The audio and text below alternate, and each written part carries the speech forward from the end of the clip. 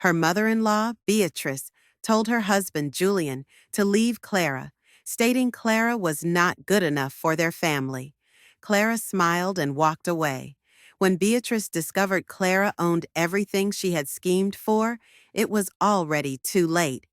The moment Beatrice initiated actions that would significantly impact her son's life unfolded while she was adorned with pearls and holding a glass of expensive champagne. It was a warm Sunday afternoon, and Clara was clearing the table after a family brunch when Beatrice leaned in, her voice a practiced whisper, honeyed with false concern. "Clara, dear," she began, "let's not prolong this. You need to leave my son." Clara froze. The silverware in her hands suddenly felt heavier. Across the room, her husband, Julian, laughed at something his father said, utterly unaware of the ultimatum his mother had just delivered in their kitchen. "You've had your fun," Beatrice continued smoothly, adjusting the diamond bracelet on her wrist. "But you must see it, mustn't you? You're not the right fit for our family, not good enough." Clara had heard these sentiments before, the subtle jabs at her upbringing, the veiled insults about her perceived lack of sophistication, the way Beatrice always managed to introduce her merely as Clara, Julian's wife, never acknowledging her beyond that status. But on this day, Beatrice was not hiding behind careful wording. She was making her move. "You don't have the right background," Beatrice pressed on. "No prestigious family name, no valuable connections. A woman like you only holds a man like Julian back." Clara exhaled slowly, setting the plates down with precision.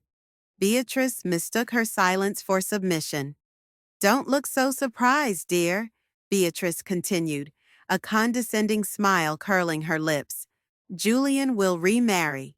We'll find someone more suitable for him, someone with the right family, the right class. You understand, don't you?"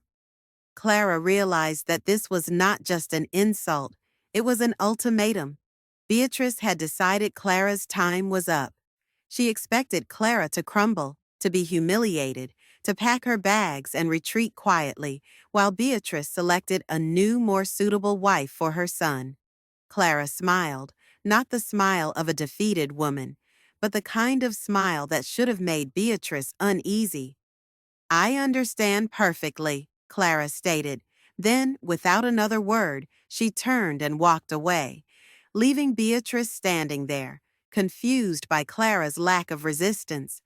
Beatrice had no idea that the house she loved to showcase, the one with marble countertops and floor-to-ceiling windows, was not Julian's.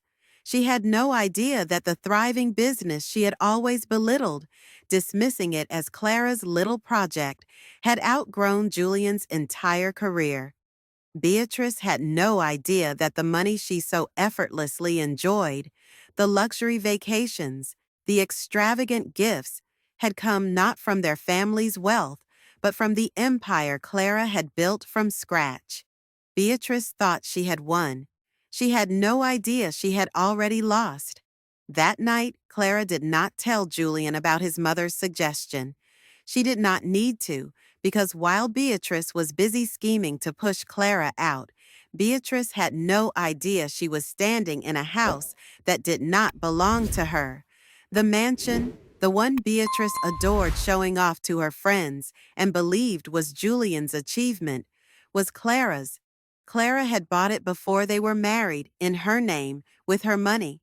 Clara had allowed Julian to maintain the pretense, to let his mother believe that he had provided this life for them. In truth, Julian's paycheck barely covered the property taxes. It was all Clara's.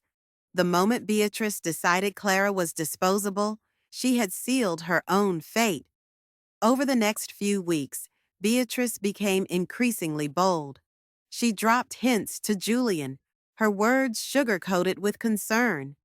"Clara just doesn't understand our lifestyle, sweetheart. Wouldn't you be happier with someone who truly fits in? It's not her fault, of course. She was raised differently. But let's be realistic here." Clara watched as Julian, oblivious as ever, laughed off his mother's comments, never suspecting the storm brewing beneath the surface. Then came the final push. One evening, Clara overheard a hushed conversation between Julian and his mother in the next room. "She's not right for you," Beatrice urged. "You've given her enough. It's time to move on." And then the pivotal statement from Beatrice: "If you divorce her now, I'll make sure you walk away with everything." Clara nearly laughed out loud. Beatrice thought she had power over Clara. She had no idea. That night, as Clara lay in bed beside her husband, the man who had unknowingly allowed his mother to declare war on their marriage, she realized something. She was not angry. She was not even surprised. She was merely amused because the truth was, they had already lost. They just did not know it yet. The first indication of change in Julian's seemingly perfect world appeared the next morning at breakfast. Clara sat across from him, sipping her coffee, watching as he scrolled through his phone with his usual distracted ease. He had no idea what his mother had set in motion the night before. No idea that the confrontation had already begun. "You're quiet today," Julian mused, glancing up from his screen. "Is everything all right?"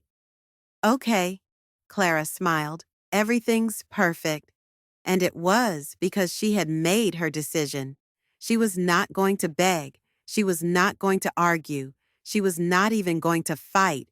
She was going to let them win, or at least let them think they had won.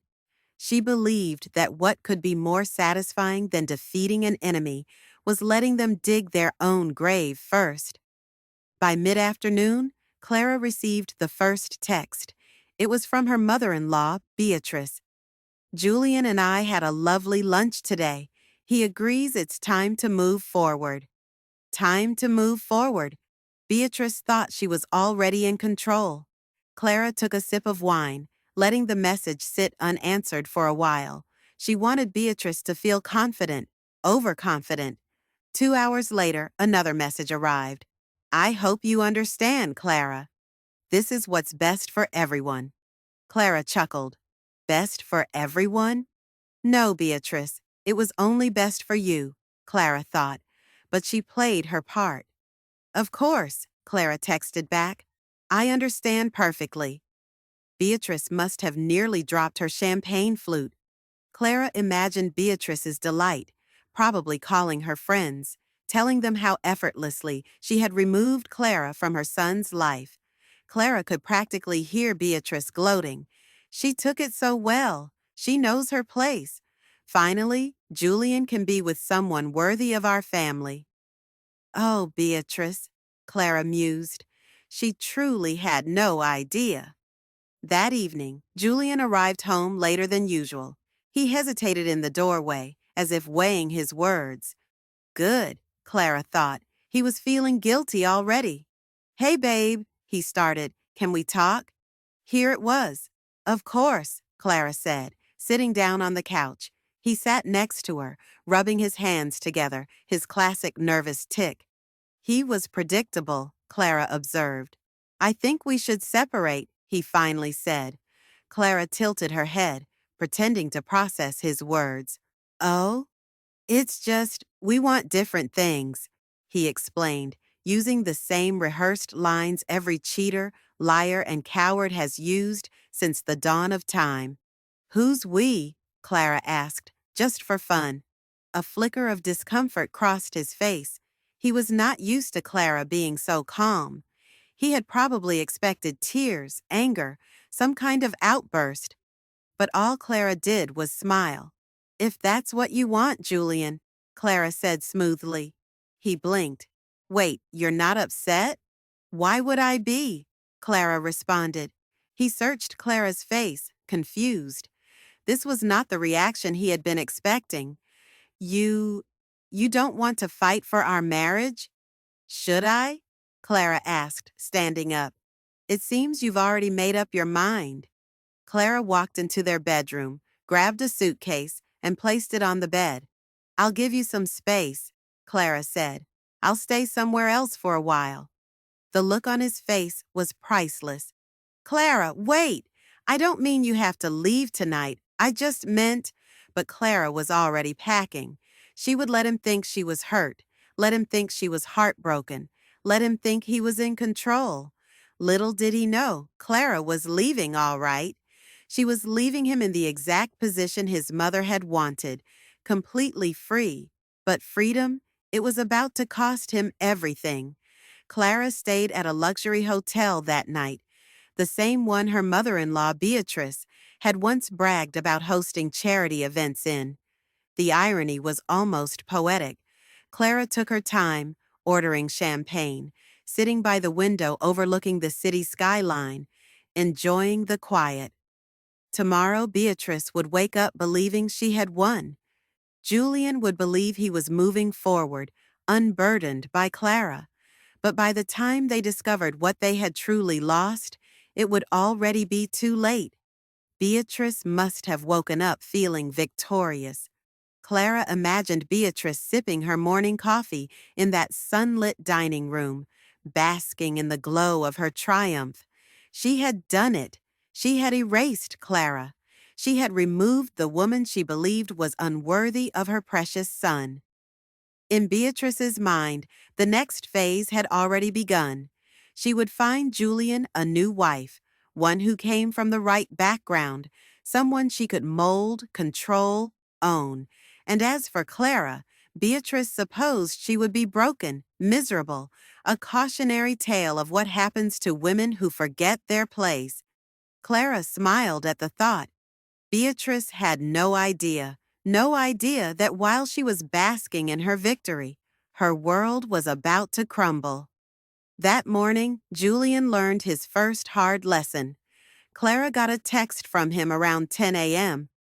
Clara, we need to talk. Something's wrong with the house. Clara did not reply. By noon, her phone buzzed again. Why is the bank saying my name isn't on the mortgage? Call me. Ah, there it was, Clara thought. It had taken him less than 24 hours to realize what he had truly lost.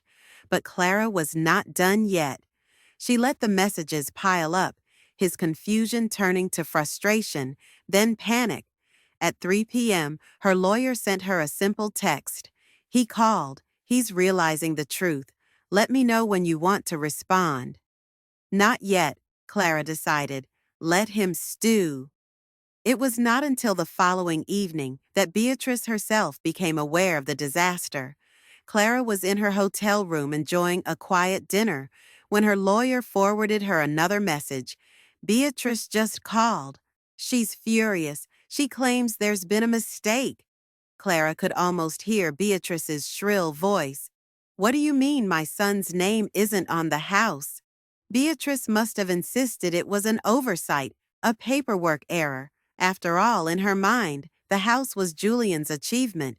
In Beatrice's view, everything Julian possessed was rightfully his. Except it was not. Not the house, not the investments, not even the enterprise Beatrice had dismissed for years. Clara considered the situation. Beatrice would soon learn that the real mistake had been underestimating Clara. By the time Julian and his mother demanded answers, Clara was prepared. Clara met them at the house, the residence Beatrice had often referred to as their ancestral home. Julian was already waiting in the driveway, arms crossed, pacing.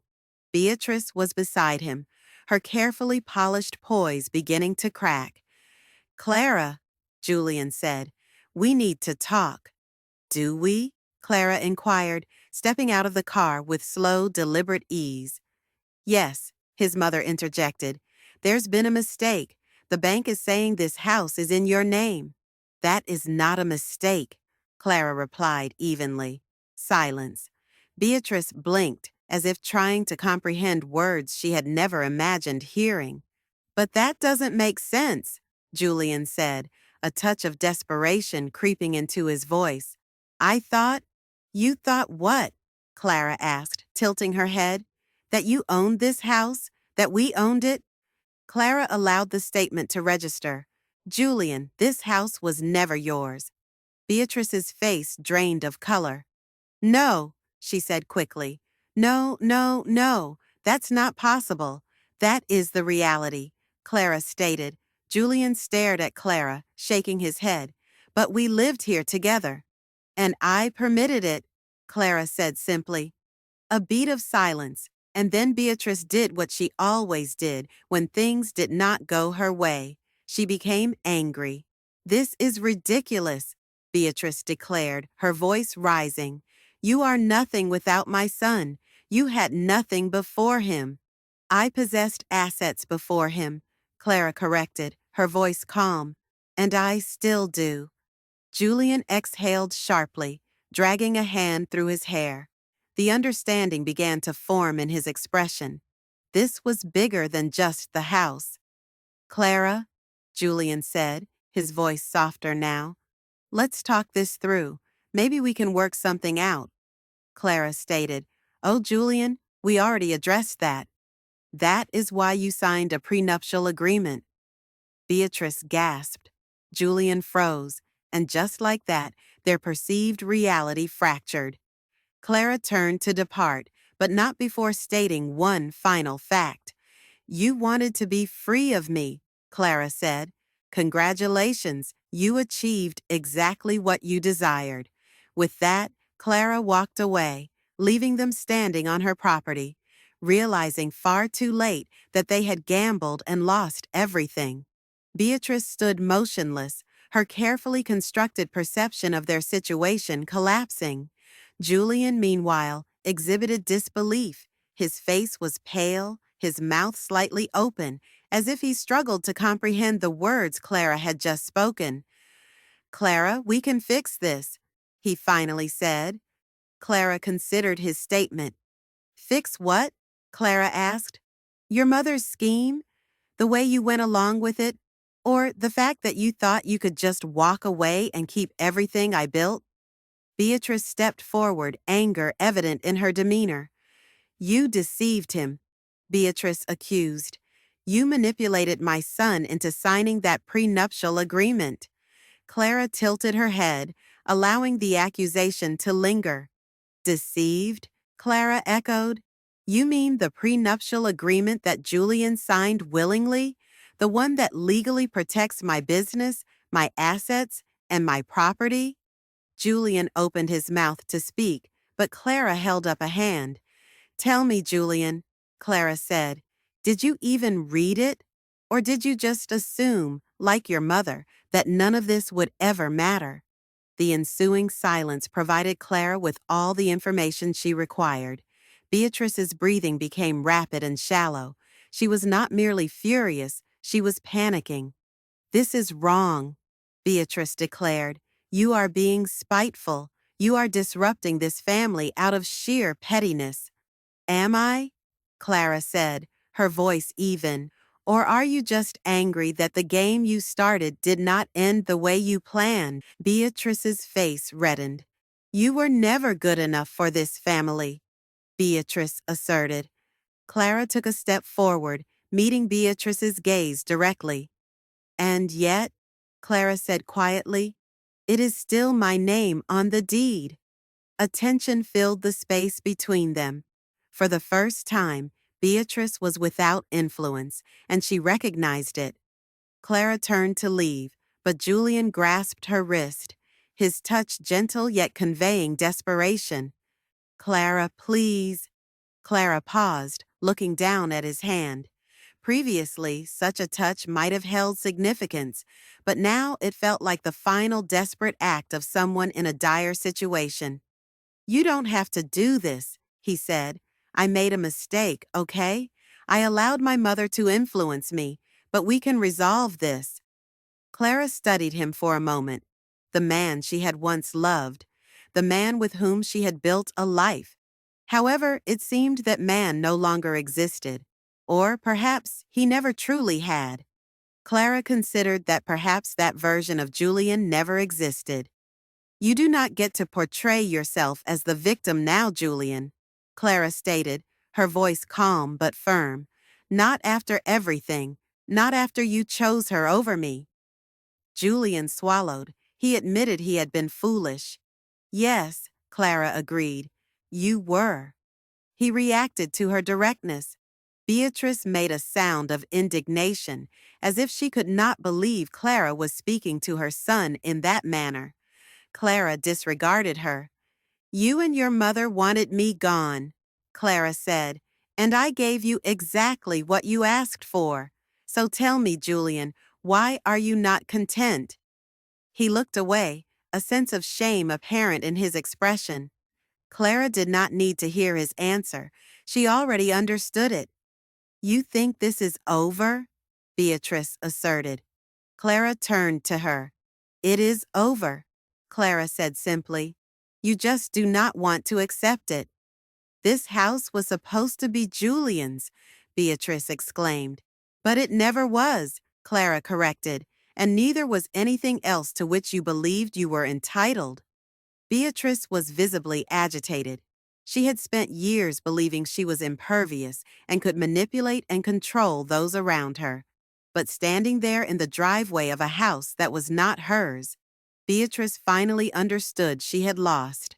More significantly, she realized she had never been in control to begin with. Clara did not stay to hear Beatrice's final attempts to preserve her image. Clara was no longer concerned. As Clara walked to her car, she experienced a sense of relief she had not felt in months. She was not just walking away from Julian, nor just from Beatrice. She was walking away from the entirety of the situation, from the subtle disparagement, from the manipulation, from the constant effort to prove her worth to individuals who were not deserving of her. Clara was free, and they were ensnared, Julian with the consequences of his choices, Beatrice powerless in the structure she had tried to usurp. Clara, on the other hand, felt her journey was just beginning. Beatrice was not the type to accept defeat quietly. 2 days after Clara walked away from her and Julian, Clara received a message, not from Julian, but from Beatrice. You may have the house, but do not think for a second that you have won. My son will recover. He will find someone better, someone who actually belongs in this family. Enjoy your solitary domain while it lasts. Clara registered the message. Beatrice was still clinging to the illusion of control. Beatrice still believed Julian had something from which to recover. She still thought Clara had lost. Beatrice was about to learn the truth through difficult circumstances. Clara ignored Beatrice's message. She had no reason to respond. However, events have a way of unfolding. A week later, a mutual acquaintance, one of the few who had remained neutral throughout the situation, contacted Clara. You will not believe what is happening, the friend said. Clara sipped her coffee, finding the situation noteworthy. Inform me, she replied. Julian lost his job. This information caught Clara's attention. How? Clara inquired. Apparently, Beatrice went to his superior at Omnicorp. She tried to secure a promotion for him, stating he deserved it after everything. Clara processed this. Of course, Beatrice had done that. Beatrice was not just overbearing. Her perception of reality was skewed. She had spent years believing that Julian was entitled to success, that his name alone should carry weight. However, the corporate environment does not typically reward such presumptions. What did his superior do? Clara asked. Not only did they not promote him, but human resources at Omnicorp began looking into his performance.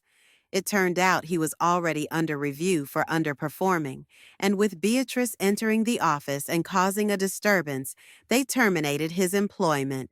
Clara absorbed the news. So, Julian had lost his home, his financial security, and now his job, not because of Clara, but because of Beatrice. Beatrice had spent years shielding Julian from consequences, making excuses, and mitigating every failure. But now, she had effectively undermined his situation. Clara observed these developments. The next call came 2 days later. This time, it was from Julian. Clara let it ring. She was not inclined to answer.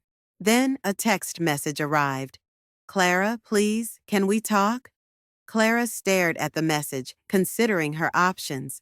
Clara did not feel she owed him anything, not her time, nor her sympathy. However, a sense of curiosity prompted her to answer. "Julian," she said. He exhaled audibly.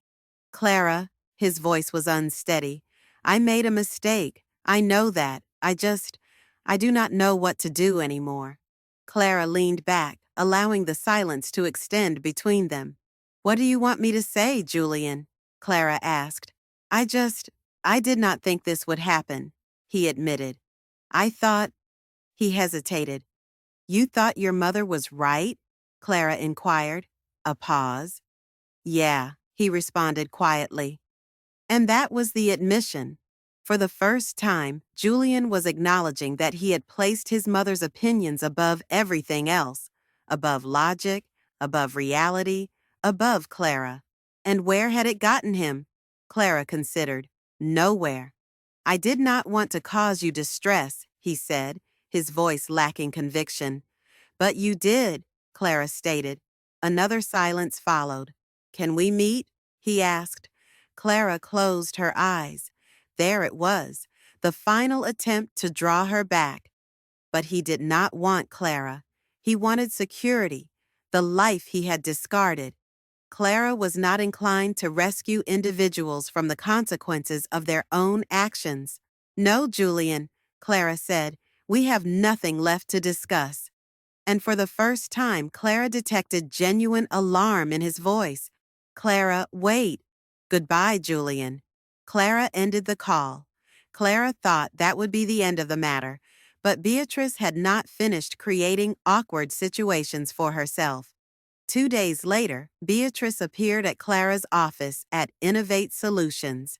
She went past the receptionist and entered Clara's private office as if she still possessed authority over Clara's life. "This is your fault," Beatrice stated forcefully, striking her hands on Clara's desk. Clara remained seated, calm and unperturbed. "What precisely is my fault?" Clara inquired coolly. "You ruined my son's life. You took everything from him, the house, the security." "No, Beatrice," Clara interrupted. "I did not take anything. Julian relinquished it all." Beatrice blinked. Clara leaned forward, her voice even. "Julian chose to listen to you. He chose to believe I was disposable. He chose to walk away." Clara allowed the words to register. "But tell me something, Beatrice," Clara continued. "When you told him to leave me, when you promised him something better, did you ever stop to think, what if you were wrong?" Beatrice's expression changed. No," Beatrice began. "You did not," Clara stated, interrupting her.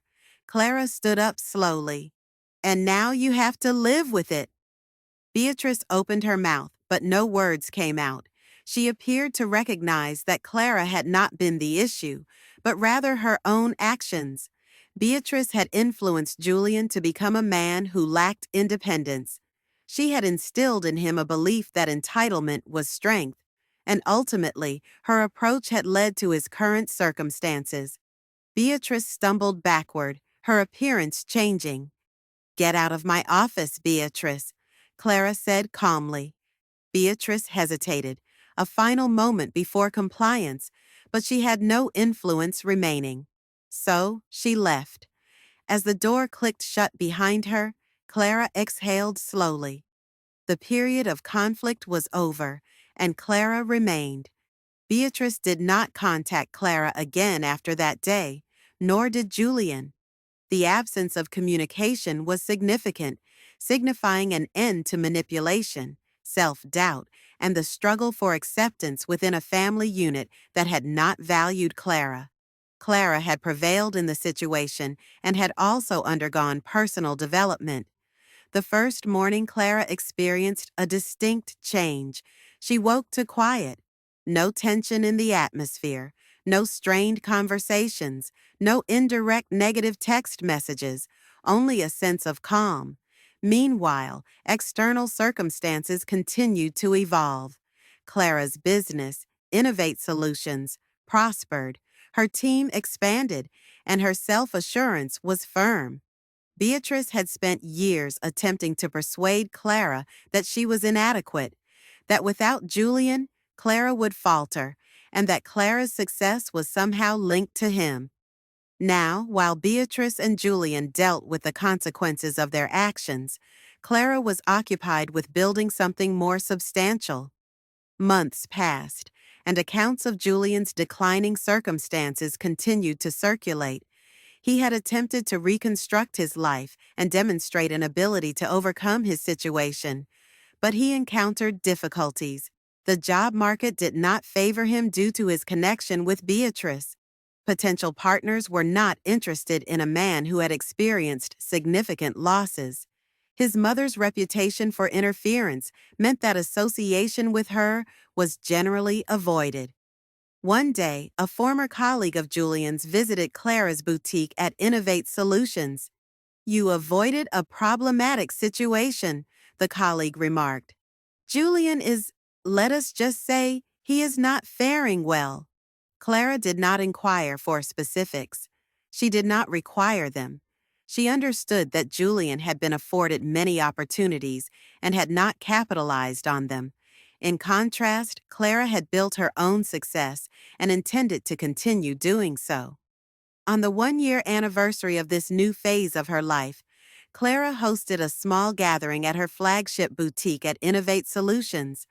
The event was to acknowledge her progress. She had spent many years attempting to prove her worth to people who did not value her. Now she valued herself. There was no more reticence, no more seeking approval, no more striving for affection that was not genuine. Clara stood in her boutique, surrounded by accomplished, independent women who supported and understood her. It was then that she saw Melissa, the young woman Beatrice had once presented as a more suitable partner for Julian. Melissa lingered near the entrance, appearing hesitant. Clara observed her. Before Clara could speak, Melissa said, "I owe you an apology." Clara leaned against the counter, waiting. "I believed her," Melissa admitted. "I believed that you were the problem, that you were disposable." Melissa looked down. "And then I saw what she did to Julian, and I realized that could have been me." Clara allowed Melissa's words to register. Beatrice had wanted Clara gone because she considered Clara inferior, and now the very women Beatrice had deemed superior were recognizing the situation. "You were fortunate," Clara said finally. "You extricated yourself before it was too late." Melissa exhaled and nodded. "I heard about your success," Melissa said. "I wanted to see it for myself." Clara gestured to her boutique, her enterprise, her legacy. "Well," Clara said, "welcome to the establishment Beatrice attempted to undermine." Melissa acknowledged this with a slight shake of her head. "She underestimated you," Melissa said. "Many people did," Clara agreed. As the night concluded, Clara stepped outside, looking up at the city skyline, the same skyline she had observed on the night Julian had left. At that time, she had been preparing for a confrontation. Now, the situation had resolved in her favor. This outcome was not due to any act of retribution or observation of their difficulties, but because she had reclaimed control of her life. Beatrice had wanted Clara removed from the picture. Instead, Clara had prospered. Julian had believed he was progressing to a new phase. Instead, Clara had advanced. The significant aspect was that Clara had achieved this for herself, not for them. Beatrice had once told Clara she was not good enough for their family. In the end, Clara concluded that Beatrice's statement, from a certain perspective, was accurate. Clara was not merely good enough for them, she had surpassed their standards and expectations.